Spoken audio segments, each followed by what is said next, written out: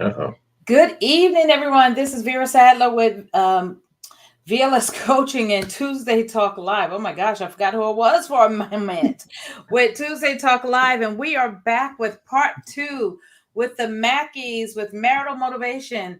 The Mackeys with Marital Motivation, and I'm so excited to come back because we promised a part two, and so. As soon as we finished part one, we jumped on and scheduled this part two because we were having such an awesome conversation with the Mackeys about marriage and couples and ministering to couples. And I believe that, again, that this is such a crucial conversation and it's so important and it's so needed because there's so many individuals out here struggling with different things that maybe we don't tell anybody. Maybe we don't want anybody to know what's going on.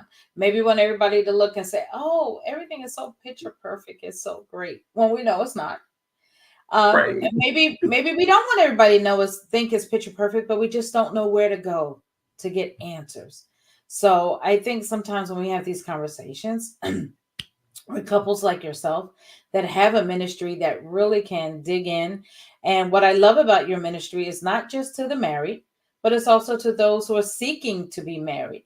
And you've been there, done that with quite a few things, and it was such an honor to the way I met you through to Pastor Keisha Jones. Shout out to her. I don't know if she's going to be there live tonight listening, but I'm just shout out to her because I think every appointment that God connects is a divine appointment and he does it for a reason. And so again, thank you for joining us. And for those who did not catch part one, love for you guys to introduce yourself and tell people where you hail from and a little bit about yourself. Okay. You went first last time. I was going to say, I was going to let you go first, my love. So. I am Leslie Mackey, and this is my husband, David. We have been married for 26 years. I am an original Georgia peach, born and raised in Atlanta. Cannot imagine my life anywhere else. So I'll keep that short and sweet. Oh, okay. Like you. I'm David, as she said, 26 years of marriage. I'm from everywhere and nowhere, as my wife always says. I'm a military brat. So I have grown up in 3 different countries, several different states. And I think that that's probably the one thing I love about myself. I have a different perspective on people and culture because of that. But yeah, we're both ministers of the Gospels. We love God. We love marriage. We love people. We love each other, obviously. And that's us in a nutshell. We love to have fun and we just enjoy life. So before we jump into about the marriage, I am going to say that, Pastor David, that when you have, I would say most of us that have a military background do learn to have a respect for different cultures in a way that, so we have this whole thing that people always talk about diversity and inclusion. And I don't think they really understand diversity the way if you have really dealt with different cultures, you understand what really diversity is. And you learn to love and respect and appreciate culture and different places. I mean, not saying other people don't, but I love culture. I love learning about culture. Yes. When you're immersed in it and you have to live in it, it's different than just visiting and going on vacation. It's so different. I lived in Italy for 4 years, and it was during my preteen years, and I have such a different appreciation for food, period, because of the Italian food, but art and then the people and what we consider family time and what they consider family time. Culture is just different. It is.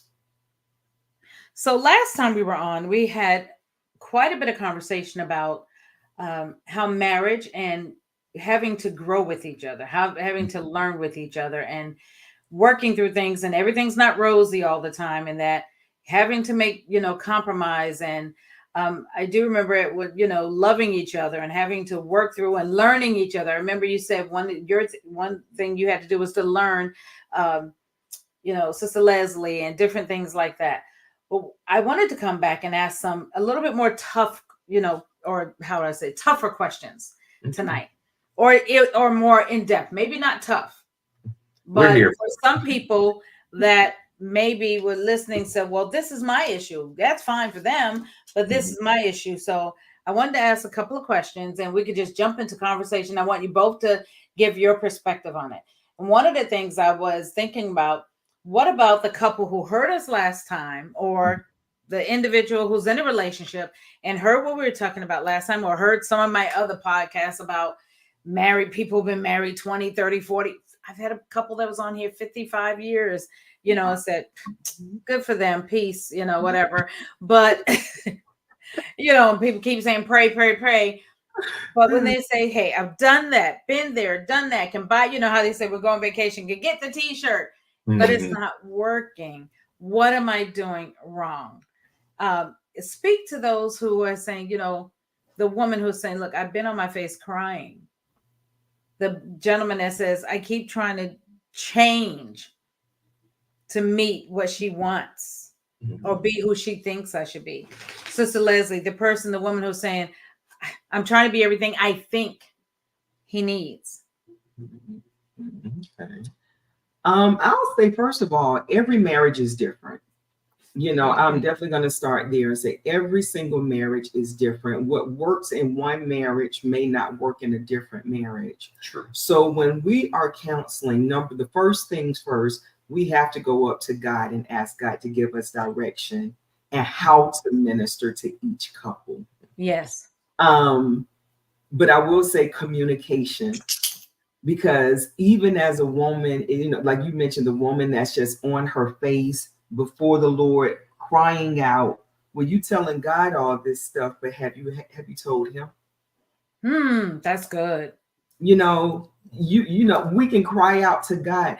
I think one of the biggest mistakes we make in marriage is feeling that we can change the other person. Yes. God is the only person that can change your spouse, that can change his heart or her heart, and different things. God is the only person. Right. So therefore, when you're laying before the Lord and you crying out, are you asking God to change the person from being authentically who God created them to be, just to match what you thought you wanted or what you thought you needed? What is your prayer when you're going before the Lord? If I am a communicator, my husband can go before the Lord and pray and ask God all day long to change me from being a communicator. That's who God created me to be. So I still say, in all of that, it would just depend on the couple, and us asking God to lead us in that. But have you talked to each other? Are you accepting that person for who they are? Or are you trying to change them and making them be, like I said, to form, are you trying to create them to form into your little perfect world? Wow. Or are you allowing them to express and be who God has created them to be? That's good, baby. That's really good. That's good. I guess for me, what I would say, one of the things that we do in our marriage coaching is we have like a questionnaire. And there are all types of questions, because a lot of times when you ask somebody something straight out, you get the immediate knee-jerk response. You don't get the real response. So a lot of the questions are geared to not repetitive, but ask questions in a certain way that reveals things. And that's our biggest thing, because we want to pray and seek God. Like you said, we go up to coach couples, but for that couple or that person that feels like they've done everything, I don't think we realize what everything is. When we go to school for something, we'll go to school. If we want it, we go to school, we'll study, we'll read books, we'll talk to this person, podcast. We will do everything. We will work 2 jobs to pay for it. We do all of these things, but when it comes to marriage, I don't feel like we understand or we even realize that we're not putting in the same effort that we do for other things. It's unintentional. We believe that we are, but when we stop and we step back and we seek God for direction and say, okay, Father, I've done this, God is going to give you what about? Yes. Son, daughter, what about this? Have you gone to counseling? Have you gone to coaching? Have you sat down and had a conversation? Have you read a book? Have you done this? And the real solution, I see the tail wagging.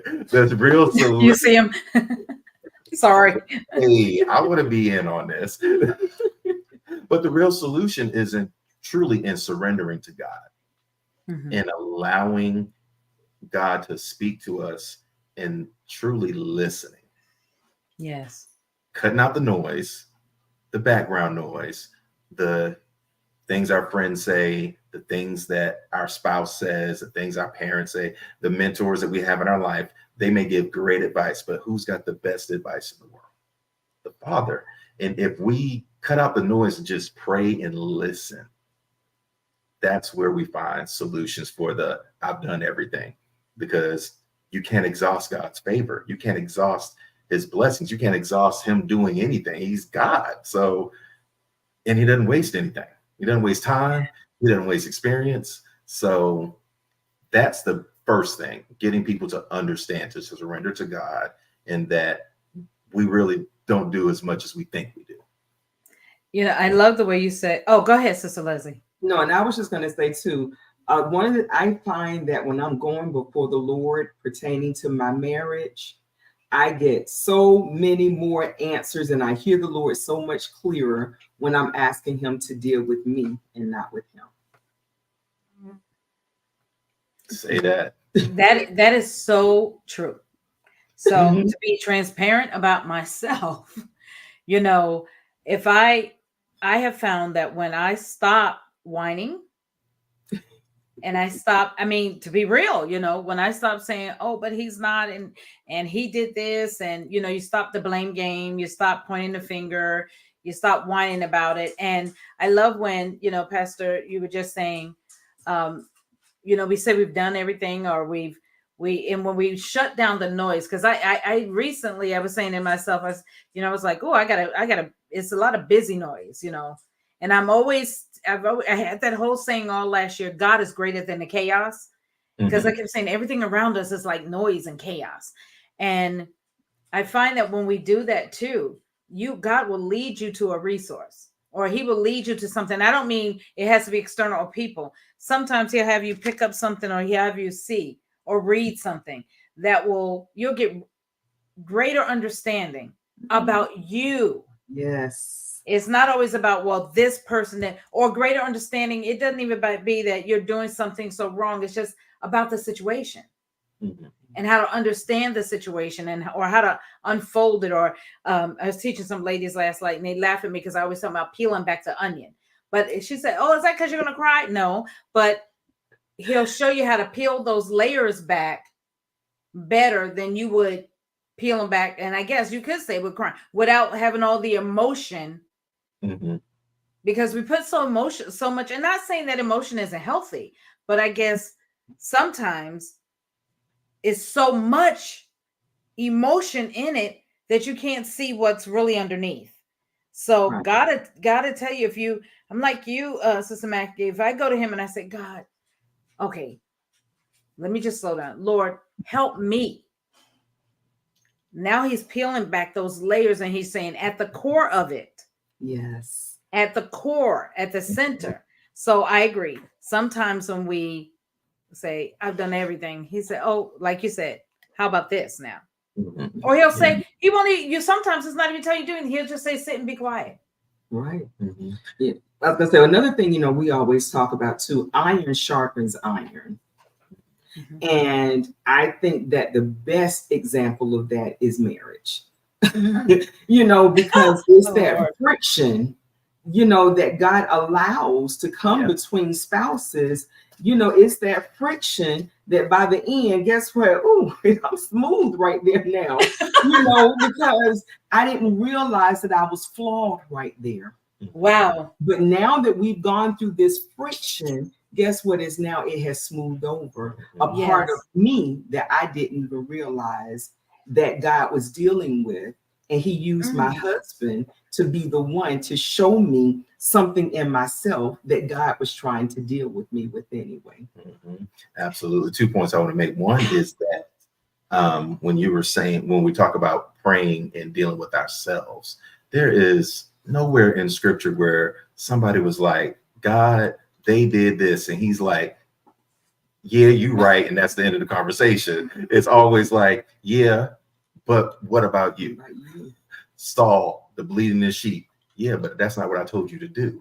You know, Elijah, you in the cave. That's not where I told you to go. You know, God always tells us about us because it's about that relationship. All the other stuff is going to fall into place. And on that same iron sharpens iron mentality is that as a married couple, there is no relationship as intimate as a married couple. There is no vulnerability like a true marriage. And in that vulnerability and in that openness, in that oneness, God uses that to, like she said, smooth us out. He uses that to make us better, to grow us, to mature us, you know, and can't nobody get on your nerves like your spouse. Oh, I know. You know it. But can't nobody love you like your spouse. You know what I'm saying? So it's like God will use that friction and you will be sitting there being mad at the other person. And I challenge people to look at yourself and talk to God and say, Lord, what is it you're trying to teach me in this? Yes. What is it that I can do different? How do you want me to respond to this so that I am the man or woman of God that you want me to be and that you're growing me and maturing me into? Because that's what it's all about, us maturing as individuals, and the marriage is going to blossom just because of the presence. You know, you're in each other's circle. You know what I'm saying? When she grows, I grow. When I grow, she grows. You know what I'm saying? So, yeah. Yeah. But I will say, I mean, I think, you know, initially, too, we were just talking about couples that, you know, you're seeking the Lord because there's issues in the marriage. You know, in that, like I said, the issues come, that's the friction, you know, but it's still the key to it all is still that communication. You know, I have to be able to have a safe place in my husband to say, this is where my heart is. When you do this, this bothers me. If you do this, it hurts me. If I have his heart and he has my heart, then there's going to be some kind of exchange for him to, if you know, to then say, God, what can I do differently to not hurt my wife's heart, or vice versa? If my husband comes to me and says it bothers him when I do something, then do I love him enough to say, okay, God, show me and why I'm doing that, or how can I change to keep the marriage, you know, make things effective in the marriage and to not hurt him. You know, so that's also the key, you know, that communication piece. One of the things I find that so often, though, we're not willing to change. This is who I am. Yeah, I was going to ask that because I heard both of you just say something that was really, really interesting. And you guys, pardon me, I have two little dogs in here that they're normally not like this, but they're being like, you know how your little kids act up when you're busy? Like, and they all of a sudden are fighting with each other, and they hit the bottom of my chair and made my chair go down. And I'm already short enough. I don't need anything else to make my chair go down like I'm sitting in a kindergarten chair. I was like, one is little and one is big. So they hit my chair and they're being bad. So pardon me that you saw me doing all that moving. Yeah, it's all good. You know, puppies act like toddlers. So, but anyway, you said something that was just really so interesting just a minute ago. It was Pastor Dave, you said vulnerability. And then Pastor Leslie, you came back and you were saying, I have to feel safe. Psychological safety. I don't think individuals, and it's not just psychological, it's emotional, but it's you have to first psychologically in your mind feel safe to be open.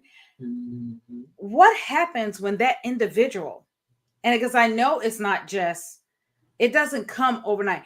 So I'm going to ask two questions and Okay. hopefully you can track them. Two questions. Do you feel that men are less vulnerable or feel less vulnerable than women? Feel like they can't be as open and vulnerable in a relationship as women? And then what happens when the individuals don't feel like they have that safety? They can I can tell you I'm hurting. I can tell you this bothers me, because I've heard people say, yeah, I was open. I shared everything. And then in the heat of our biggest blowout, it was back in my face. And that's not psychological safety. That's not emotional safety. So how do we help people? I'm going to start by saying I think that men are more vulnerable than women. When a Okay. man really, really, really loves a woman, I shared this on the last podcast, that it was more important for me to hear my husband say, I trust you, more than it was for me to hear him say, I love you. His actions spoke the love to me. Okay. So, but I wanted to hear that he trusts me. I wanted to really know, did he trust me? And with that, I think men can really be more open and more vulnerable than women. When most relationships, when you see a man and a woman, you can look at them and be like, oh my goodness, she loves that man. Like, you can see a lot of times that with women. But when you see it the other way around, when you can be like, oh my goodness, he loves that girl, you better know he is very open and very vulnerable. So, but the question is, what did she do to make that a safe place for him? Oh, that's so good. And I agree. Ooh, that's a hard one because I agree with everything that she just said. I think that men we are predisposed to be less vulnerable.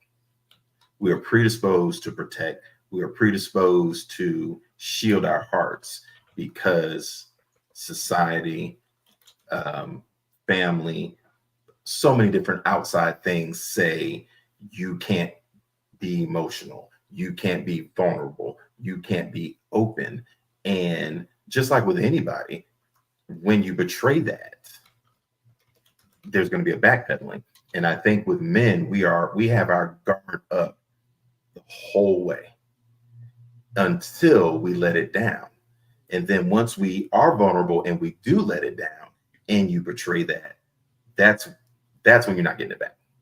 Yes. That's where the challenge is, because it took a certain amount of courage for us to say, okay, I'm going to be open.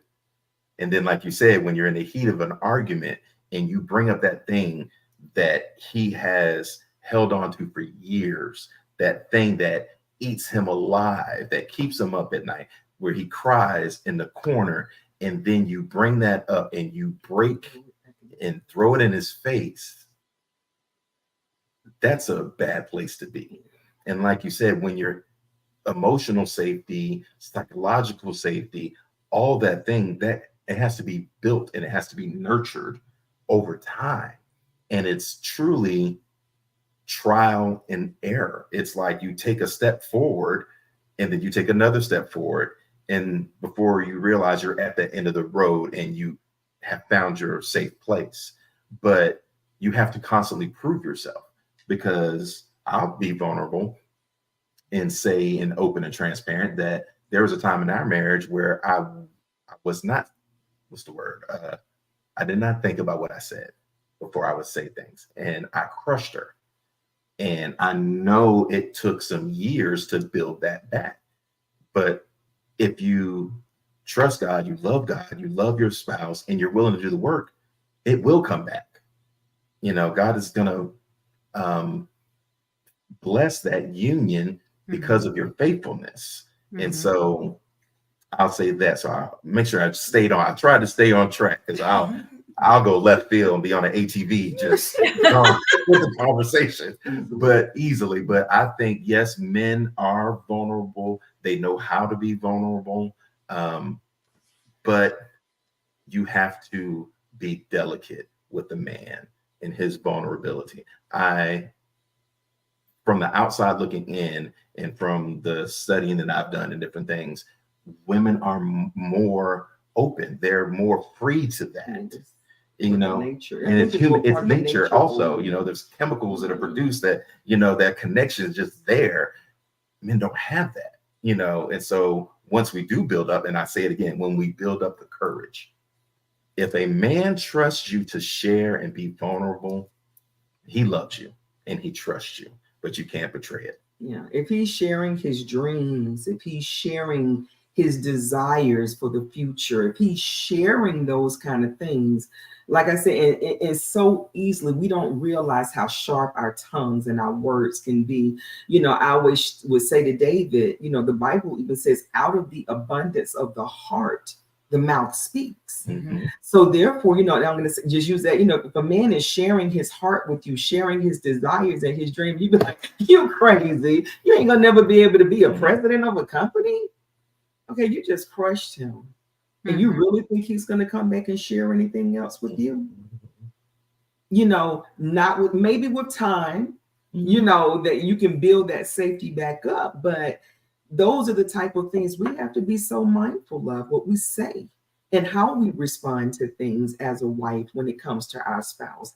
Because men, they can be very, very vulnerable. I'm saying they really, really can be, you know, just open with stuff, but you just have to watch how you respond to it. The weight of what goes on in a man's mind and heart, I don't think a lot of women understand, because we don't have the outlet that a lot of women do. We got boys, yeah, but the conversation with the boys is different than a conversation with two women. You know what I'm saying? We will just push it down and press through, because that's what we're taught. Just keep going. And so I think this is just an important conversation, because I feel as though, well, I try not to use the word feel, but I understand that men have a weight, and we are looking and we are desiring for a woman that is going to be there, and we can let all that out without judgment and without it being thrown back in our face, without being told that we a punk, we whatever, after the fact. Like you said, you know, when you're in the heat of that argument and it comes up, and that goes both ways. But with a man, it's just like, forgiveness is hard also. Because we'll just do the same thing that we did before. Press it, push it, let that pressure build up. There's the next explosion. I'm so thankful for you guys' transparency. And I do think this is an important conversation to have, because I know there's been times I've said something and I can be just saying it, not like saying something mean, or just, we could be just having general conversation. I say something, then my husband said, well, you don't even realize, and he won't even say it at that moment. If you think about it, most of you don't respond at that moment because you're processors or you're you know, we just like, we move on. And I'm like, that's not even what I meant. What are you talking about? Something else was happening. You said something. I was like, oh, no, sir. Like, you know how we respond. No, sir, I'm not going there. I'm not doing that. But the way it came across to him, it meant something totally different. So it attacked that ability to feel, oh, I guess I can't say this, or I can't, that's not an area of, I guess, that trust. It nips away at that level, you know, that it puts another brick on the wall, for lack of other terms. We're trying to take the wall down so there's no division between us. Here, the enemy is trying to find any little thing. He wants to have anything, little thing. One little thing you could do is the cement or whatever that stuff they use. I don't know. I'm not a builder person. Give me something with some paper and some other strategies. Ask me something about strategies and, you know, whatever. I can do that. but he wants to do something, and he'll one thing will be a brick or a rock or whatever he can. Then he'll put some other stuff in there to stick it, make it stick. Then he'll put another layer, whatever like he little foxes. Yes. Yeah. And you'll be thinking, what in the world did I say? Yeah. What in the world did I do? About how the waffles, men are like waffles, because what happens is you said something, he heard what he heard. It may not have been what you said, but he heard what he heard, and now he, in his mind, he shifts what you said and puts it into his little waffle box, and it sits there. We're not talking about this. And but it comes back up to him at certain times. He may not speak on it. And that was another study we did on, about the number of words a woman uses per day is like triple the number of words that a man will use. So he may not say anything, but that doesn't mean that he didn't hear it and he didn't give it its own little box. Yes. This little perspective on men. Men like to conquer. We like to win. It's inertly in our nature. Think about how many men in the conversation or argument is like, you're right, I'm sorry, and they're just the end of it. Because think about it like this, 3 times as many words, I'm not winning this fight. I'm throwing in the towel because it's not worth my effort. It's not worth, I know I can't win. So a lot of times men will just be like, okay, we're not having that conversation, or I'm done, or I'll put that in the box. And it'll be something really important, or like I said, something that hurt him or whatever. But going back to that safe place, if he doesn't feel safe, it's like, it's not worth the battle. And then what happens? Like you said, you go right back to that wall, and it's just another brick. It all goes together. And I think what we got to understand is, I know I say this all the time, we're just so different. Our upbringings, our experience in life, all of these things make up who we are. We have to be, even as men, we have to be over communicators in relationships. I don't think there's really a over communication, but we've got to talk about things because things get misconstrued so much. A simple sentence will have a couple not talk for a week, and then that week turns into 3 months, and that 3 months is like you're getting a divorce over something that was so simple that you just didn't discuss, and you let it fester and you let it rot, and the little fox is full of vine, and it destroyed. The little yeast is going to destroy the whole loaf. You know what I'm saying? And we've got to communicate. We've got to talk. That is the solution for everything, is communication with God and communication with each other. And Dr. Eggerichs has that book about love and respect, but his whole premise is getting off the crazy getting off the cycle. We're on this cycle. You say something, you do something, and we back and forth, and it's like this merry-go-round, or this cycle that we're on. We're on this crazy cycle. And like you're saying, because it festers and we never dealt with it, or I thought something. So it's like you say, oh, that wasn't even what I meant, but because you thought that's what I inferred or implied. Now you took it. And so now you get on the other end of the merry-go-round. Now you're spinning it around. And I'm trying to get off, but I can't. So we're both on here, and we're doing these things, and we can't seem to stop. But somebody has to be willing to say, stop, let me off. Let's stop this ride. We have a technique that we teach on communication, because a lot of times when somebody's talking to you, you're automatically thinking of your response to what they're going to say. Yes. What they're saying. So we have a technique, and I mean, it's easy to learn, but it's harder to do. You really have to practice to make sure you know what you're doing. And it's a technique to make sure you hear each other. Okay. Because again, we talk about speaking different languages. So ultimately what we do is the first person gets to make their statement, and it has to be short, because again, as women, we use more words. So no more than about 2 to 3 sentences, you express what you're trying to say. Mhm. The other person then has to respond with, what I heard you say is, and they have to give it back to you with what they heard. Then it goes back to the first person to say, yes, that's what I said, or no, that's not what I said, to make the corrections. Then they go back, what I heard you say is, until that one statement is clear and understood between both parties. At that point, it then goes to the other person and they get to say what they have to say, but you don't get to rebuttal.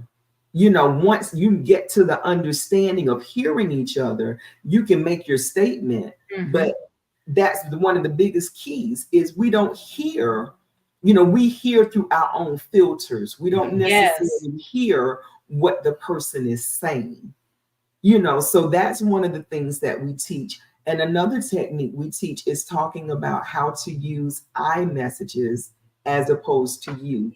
Because if I'm upset and I want to talk to David about something, and if I'm coming in and say, well, you did this and you did that, automatically that wall is being built real quick. That brick wall you talked about earlier, that those bricks are coming up real quick because he's now going to become defensive. Mm-hmm. As opposed to, I felt this way when this happened or when this was said. This is how it made me feel. He can't become defensive over my feelings. Mm-hmm. That's true. So, it's a matter of communicating. It slows everything down. It does. And when it's slowed down, you can really hear each other because, like I said, when you're repeating the point, by the time you get to your point, what you were trying to remember is gone. And so you have to deal with what was said. There was a certain individual, we were out to dinner with the couple, and I'm sorry, I got to bring it. I ain't going to put nobody's business in the street, but they were having a little chat while we're having dinner. Oh, girl pulled her little notepad out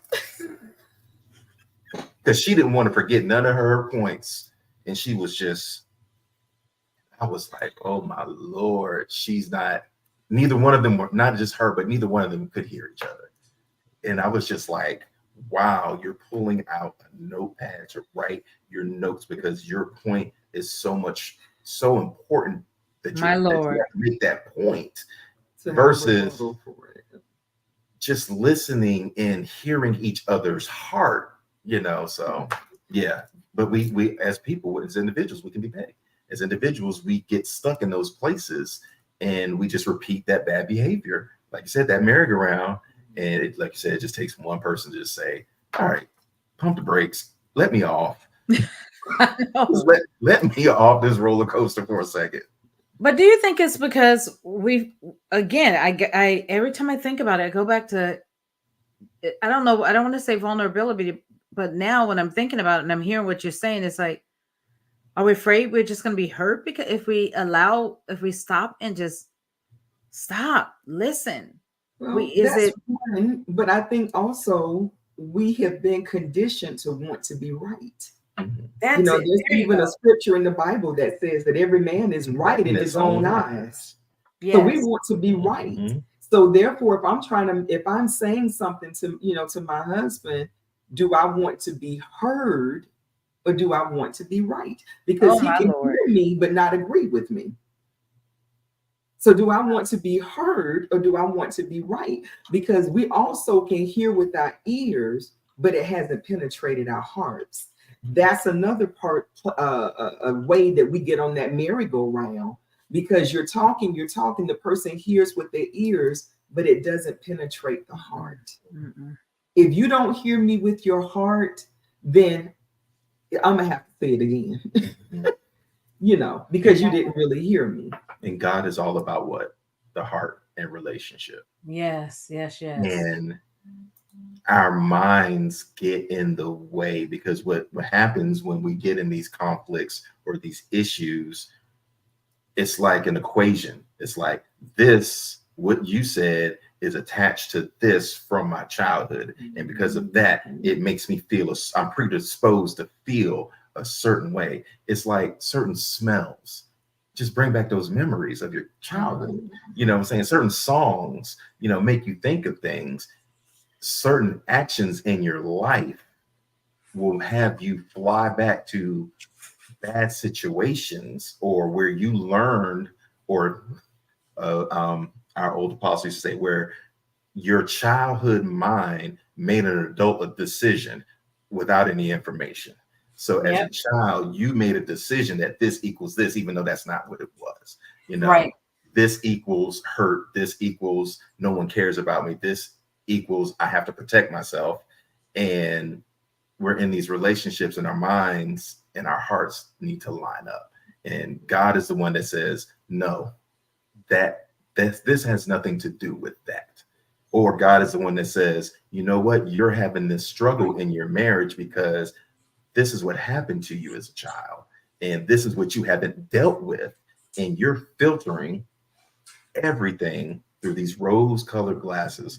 It's like when you go to the optometrist, I have had eye issues over the years. It's like, they turn the thing, is this right? Is this right? Is this clear? Is that clear? Is this one clear or is that one clear? And it's like our life situations is like takes our marriage issues, and it's like distorts them. It's all about prayer, going to God, getting those instructions on how to fix yourself, and then following through and doing the work on who? Yourself.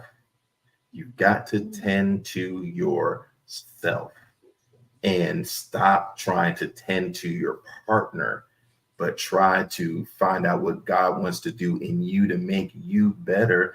Like I said, it'll just ooze on over to the other person. Mm-hmm. And if I can throw this out as well, I think so often I see too in marriages with the woman, when she is feeling unheard or feeling hurt or whatever in the relationship, what's the first thing she's going to do? Stop having sex with her husband. And what we don't understand is that is one of the biggest part of the unity and the oneness of a marriage.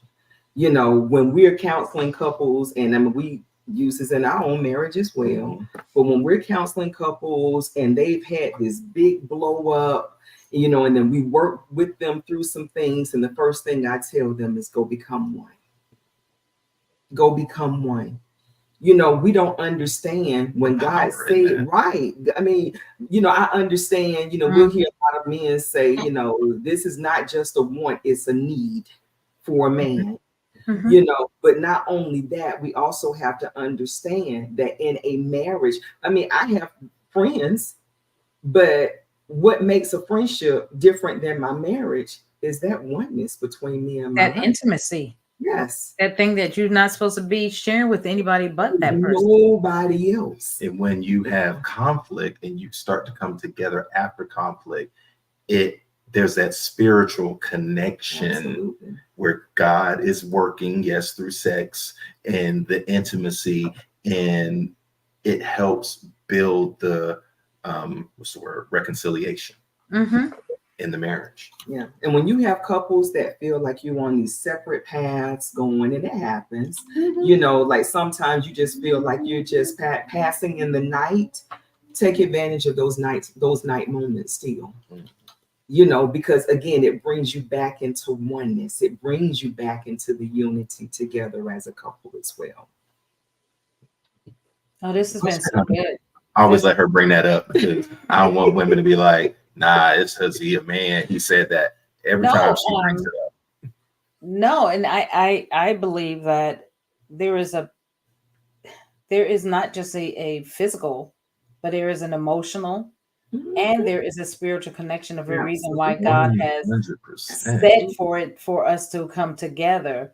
I think that it's not just emotional. So we believe that it's just emotional for women, but I think it's an emotional connection for men as well. And going back to what you were saying, Pastor Leslie, when you were saying how we have to mind how we talk, part of that minding how you talk is that you can't disrespect him and want him to have an erection. Okay. I'm just going to put it out there. Can I just put it out there?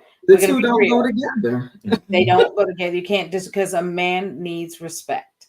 And so Absolutely. you need, just like we don't want them to come and disregard us all day long and then just hop in, they need our respect as well, because Absolutely. it's all part of that emotional, spiritual, all of that connection. And it all builds it up. And it's not just about physical. I have learned some of that even with grief counseling, where in part of my studies and doing grief counseling, there was a one part of it where I was reading and studying, and the woman was so upset because after her and her husband had lost someone that was very dear to them, she couldn't understand how he wanted, to be intimate. And he said that was the only thing that he felt he could hold on to, which was her. It wasn't just about the physical act, but it was about being close. And so sometimes we think, oh, he just wants sex, he just wants sex. No, he needs that touch. Absolutely. Touch does something. Just like a mother, when you have your baby, the first thing that baby needs is that touch, because Skin to touch skin is contact. so important. Skin to skin touch is extremely important. And so again, the enemy wants to build a brick, and that's not just a little brick or a little rock. That's a boulder that he's using to Absolutely. build that wall. And when we allow it, then he's got, well, no need, no need. I'm going to put a resource up here. It's something I have in one of my libraries. I actually have the whole series. They have every young woman's battle, every man's battle, every woman's marriage. I don't know if you've ever read the book, but it's called Every Woman's Marriage, and by Shannon Etheridge. And she wrote this book with her husband, Gary Etheridge. But they write the book and they cover everything you guys have been talking about. But they even go into the intimacy part. They talk about the love, the respect, but she writes it from the wife's perspective about the things that we have dealt with. But there's also a book by Stephen Arterburn that talks about every man's battle. And he deals with it from the man's perspective. So I wanted to throw that resource out there for anybody that is listening and watching. Not only can you go to this wonderful couple and reach out to them for help and for resources and marital motivations with the Mackeys, but you can also grab resources. Just like Pastor David was saying, if you're serious about saving, I believe there was something you said earlier, and I wanted to jump back on. Pastor David, you said, look, there are times we are going to make mistakes. You're going to say things that we shouldn't say. We're going to do things that we shouldn't do. We're going to break. You said that, years ago, you used to say things that used to crush and hurt. But I believe that if we're serious about being who God has called us to be, where we're supposed to be, and if we can turn this thing around. That's the whole reason why I wanted you guys to be on here and to talk about some of these things. Because if those who are listening to us could hear your heart and know that God can work through you in your marriage, but then he can also use you to help numerous couples, God can turn this thing around, right? Yes. There's hope for our families. Absolutely. And I'll just say this, going right back to what we said in the beginning. If your marriage is struggling, stop doing this. Stop doing this. Yes. That's what Adam did. God, this woman that you gave me. Yes, he did. You gave me this woman. The serpent, we blame. If you want a good, fulfilled, healthy marriage, stop doing this and look in the mirror and do this. Yes. Take accountability. You have to take accountability and understand that we serve a God that is about relationship, about redemption, reconciliation, forgiveness. How can a God that is all about love and those things abandon marriage? Right. And we just this is just one of those thoughts that we don't think about, It's the first union he created. It's the first union he created. And it's like there is hope. All it takes is a little bit of light, a little bit of faith, a little bit of hope. You have a dark room, you light a match and it will light up the room. If your marriage is in a dark place, if you just have a little bit of hope and a little bit of faith in God, he will start to light it up and show you the things that you can do to begin the journey of reconciliation. And it's a journey. It's not a quick Uber ride. It is a journey. Oh God, I love that. It's not. It's, you know, but it's a journey. It's a marathon. It's a triathlon. You know, and you got to put in work. Anything that you train for takes hard work. Anything that you want to achieve takes hard work. If you want your marriage to be successful, it's going to take work to maintain it. And if it goes left field, it's going to take work to restore it. And do we have enough trust in the Father that he can redeem and he can reconcile us? If you have faith in him to do that, he will. He is not a man that he should lie, you know, and so we've got to trust him. Well said. Well, it very well said. Any last comments from both of you? Just anything? All I want to say is that from a male's point of view, I really want the men out there to understand that everything that is out there that says that we are not faithful, everything that's out there that says that we are not strong, everything that's out there that says we can't take care of our families, our children, our wives, and love and be vulnerable is a lie from the pit of hell. That's what I really want. I want men to understand their value, because I feel as though men have been drugged through the mud so much over the years. And that's one thing that's just dear to my heart, is that men understand it's okay to be in love with a beautiful woman and to make sacrifices for your family. And yes, that is the right thing. And anybody that's telling you otherwise don't need to be in your circle. You know, men need to understand their value in the home, and they need to understand their value in the relationship. Okay, I'm going to say this before I make my point, because I just thought of this and I thought it was hilarious. What David was saying reminded me of how people used to say, "Oh man, you panty whipped." And we heard this minister say, "Well, I like the panties I'm being whipped with." There you go. So I know that's right. I know that's There's right. nothing wrong with that. You know, I'm trying to stay on task, but my last little thought is that I was having a conversation with somebody. They said they were going to the barbershop, and I was like, I don't even go to the barbershop no more. And he was like, why? I said, it's too much peacocking. It's too much trash talking.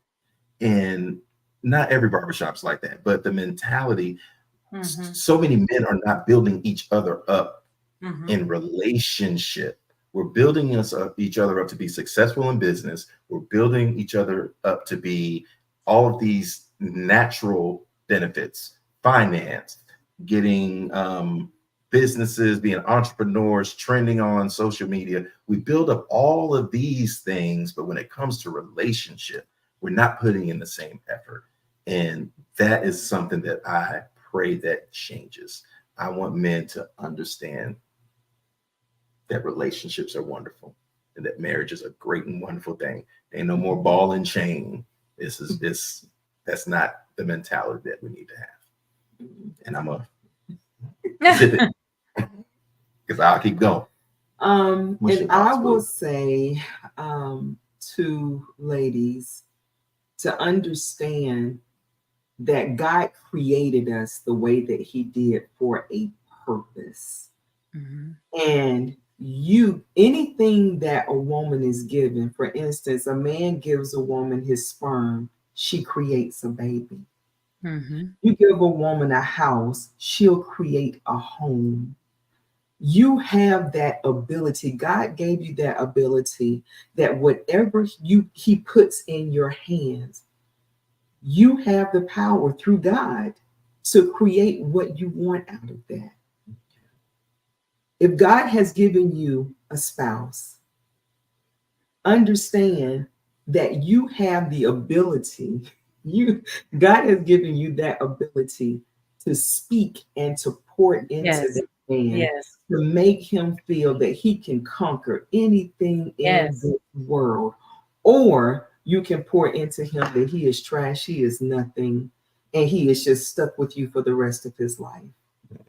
You have the power and the authority to build up the husband that God really desires for you.